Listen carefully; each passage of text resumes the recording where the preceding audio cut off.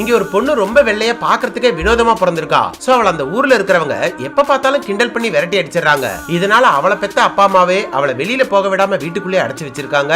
அதுல வெறுத்து போனவ ஒரு நாள் அவங்க வீட்டை விட்டே ஓடிடுறா. போற வழியில பசியில மயக்கம் போட்டு கீழே விழுந்துடுறா.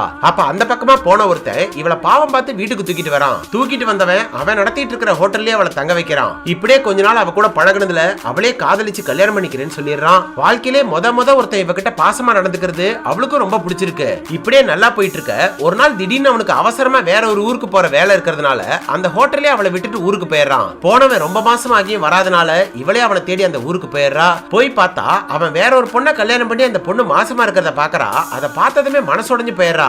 என்ன இவ ரொம்ப வெள்ளையா இருக்கிறதுனாலதான் இவளை ஒதுக்கிட்டானு நினைச்சு கோவம் வந்து அவளுக்கு அவளே வெறுத்து போயிடுறா. அந்த வெறுப்புல அவளோட உடம்புல இருக்கிற தோலை அவளே கிழிச்சுக்கிட்டு அந்த ஹோட்டல்லே இறந்து போயிடுறா. இப்படியே ரொம்ப வருஷம் கழிச்சு அந்த ஹோட்டல்ல ரெனோவேட் பண்ணிட்டு திறக்கறாங்க. அப்ப அங்க புதுசா வேலைக்கு சேர்ந்த ஒரு பொண்ணு ஒரு ரூமுக்குள்ள யாரோ அழுவர சத்தம் கேக்குதுன்னு எட்டி பாக்குறா.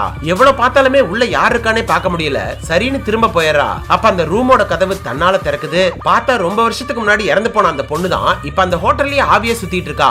ஆக்சுவலா ரொம்ப வருஷத்துக்கு முன்னாடி என்ன நடந்திருக்கும்னா இவளை விட்டுட்டு போனவன் இவளை கல்யாணம் பண்ணிக்கிறதுக்காக தான் ஒரு ரிங்க வாங்கிட்டு பாசமா கிளம்புறான். அப்பன்னு பார்த்து ஒரு கார் இடிச்சு அங்கேயே மயக்கம் போட்டுறான். அதுல அவனுக்கு பழசு சுத்தமா மறந்து போயிடுது. அது தெரியாம அவனோட அப்பா அம்மா இவனுக்கு வேற ஒரு கல்யாணம் பண்ணி வச்சிடறாங்க.